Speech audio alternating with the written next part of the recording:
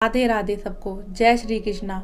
आज हम जानेंगे श्री कृष्ण जन्म कथा के बारे में, जिसे सुने बिना जन्माष्टमी का व्रत अधूरा रहता है। आपसे निवेदन है कि कथा को पूरा आखिर तक सुने, नहीं तो पाप लगेगा। चलिए शुरू करते हैं। भाद्रपद कृष्ण अष्टमी के दिन भगवान श्री कृष्ण का जन्म हुआ और इसी कारण इस दिन को जन्माष्टमी के नाम से जाना जाता है। वासुदेव और देवकी नंदन का जन्म रोहिणी नक्षत्र में हुआ था और जब वह जन्मे थे तब घनघोर अंधेरी रात और तेज बारिश हो रही थी। उनका जन्म कंस के शासन काल में कारागार में हुआ था। कान्हा का जन्म द्वापर युग में हुआ था। मथुरा के भोजवंशी राजा उग्रसेन के पुत्र कंस ने उन्हें गद्दी से जबरदस्ती उतारकर खुद को बैठा लिया। वह बेहद क्रूर और निर्दयी राजा था। कंस की बहन देवकी थी और उनका विवाह वासुदेव से हुआ था और वह एक यदुवंशी सरदार थे। कंस के आतंक और क्रूरता से पूरी प्रजा त्राही त्राही कर रही थी। हर कोई उसके आतंक से मुक्ति चाहता था।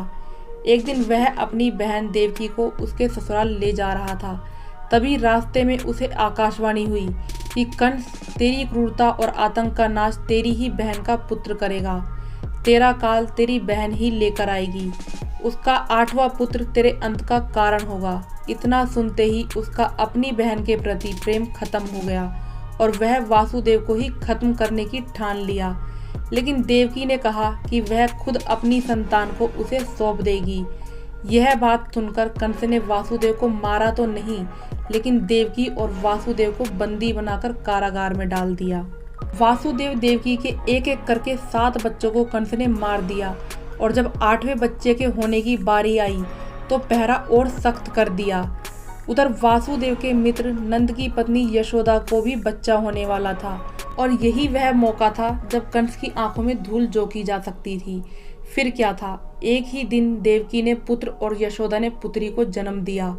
लेकिन देवकी ने जब पुत्र को जन्म दिया तो उसी वक्त भगवान विष्णु उनके समक्ष प्रकट हुए और कहा कि वह उनके पुत्र के रूप में जन्म ले रहे हैं और वह नंद के घर पलेंगे। फिर क्या था, प्रभु की कृपा से सभी रक्षक गहरी नींद में सो गए और कारागार का द्वार खुल गया। वासुदेव ने कान्हा को एक टोकरे में रखा और यमुना पार कर नंद के घर गए और कान्हा के बदले पुत्री को कारागार ले आए।